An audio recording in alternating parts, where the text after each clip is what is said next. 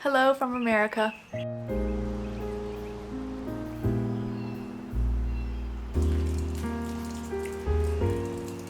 As most of you know, I recently moved back to the US after living abroad in London for 3 years, and it has definitely been an adjustment. I know a lot of you followed my journey of moving to London and living over there, and maybe you found me because you were doing the same thing yourself and now you're wondering like, what comes next?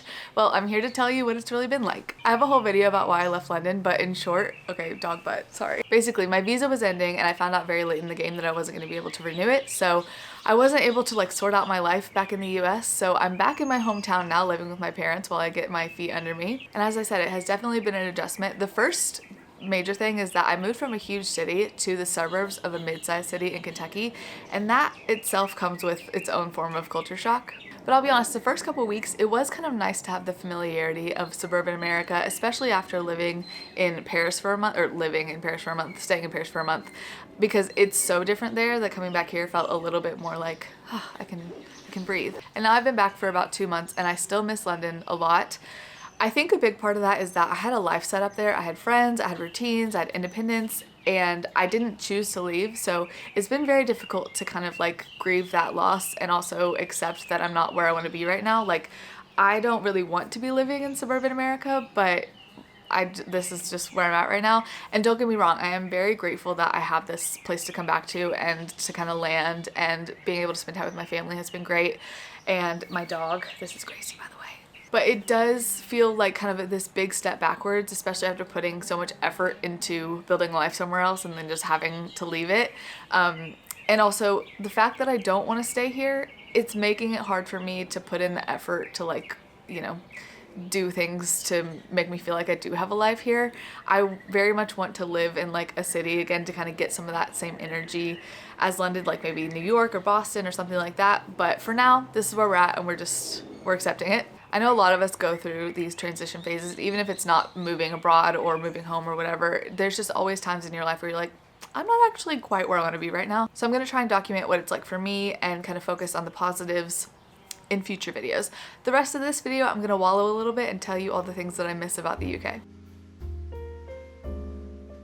First thing, I know that this is such an American perspective. If you talk to people from the UK, they probably don't feel the same way, but I just find the UK so charming. The beautiful villages and the buildings that are older than America, I just don't get the same sort of sense of adventure when I'm driving past strip malls and mattress stores on every corner. I think the biggest change to my everyday life has been having to drive everywhere. In London, I could walk out of my flat, hit 4 different coffee shops, 3 groceries, and 6 pubs all within 10 minutes. That's not even an exaggeration.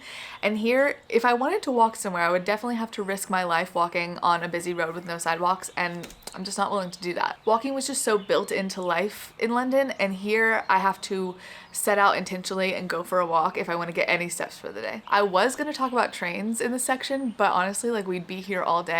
I love trains. I miss them. I don't know why this country does not have more trains. British snacks. I was really missing them. Now I've found most of them, I think. So Target is now selling Percy Pigs and Squashies. Whole Foods sells clotted cream. It does not taste exactly the same, but it kind of gets the job done. And then World Market sells digestives and berries tea, which berries tea is Irish, but I was drinking it in the UK. So I think I'm pretty much sorted other than my chocolate twist from M&S. I think it goes without saying that I miss my friends and my community and the routines and the life that we had together. That one doesn't need much explaining. What does maybe need explaining is pub culture. So it's definitely not the same as going to a bar or a restaurant. The pub is for everything. You can have breakfast at the pub. You can work at the pub with your laptop and get a coffee. You can have dinner. You can watch sports. You can hang out with your friends. You can take a book and get a glass of wine. You can dance. You can host a 5th birthday party at a pub. That is something I've actually seen happen. British pubs are just special and I miss them. And I'm not gonna sit here and lie to you. I miss the accents, okay? There's something so nice about just being surrounded by different accents. And I still do work with people from the UK, so I hear them every once in a while, but it's not quite the same. Something that has me dying inside a little bit is every time I see my friends posting that they're at the park. London is just this, oh, we're on alert. London is very special because it's a big city, but there are green spaces everywhere. In every neighborhood, there's probably like 4 or 5 parks. And when it's sunny out, everyone just flocks to them and just sits there and does nothing but enjoy life. If you're my friend and you've been posting those, Please keep posting them. I enjoy seeing them, but it does hurt my heart a little bit. Another thing I miss a lot is the convenience of travel. A few weeks ago, I had to go to Omaha, Nebraska for work, and in the time it took me to get there, I could have been in like Greece from London. You know, it was just so easy to just jet off and go all these fun places for the weekend, and I really am mourning that loss. Also, when I landed in Omaha, it was 75 degrees and sunny. Next day I wake up, blizzard, out of nowhere. Then I come home to Kentucky, 2 tornadoes in the same week hit my town, like 5 minutes away from my house. That stuff does not happen in the UK. I could go on and on, but those are the big ones I think.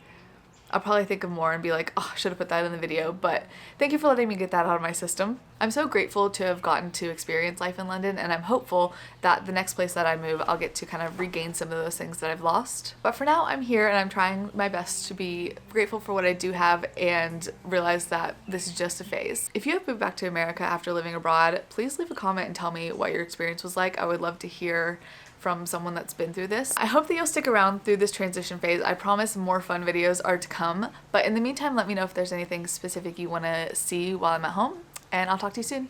Bye! Wait, why are you facing backwards, you weirdo? After living abroad. It's okay. I love you. She does this thing with her paw. It's so cute. Did you yawn? Am I boring you? You're so cute. You wanna go inside? You do? Okay, let's go inside.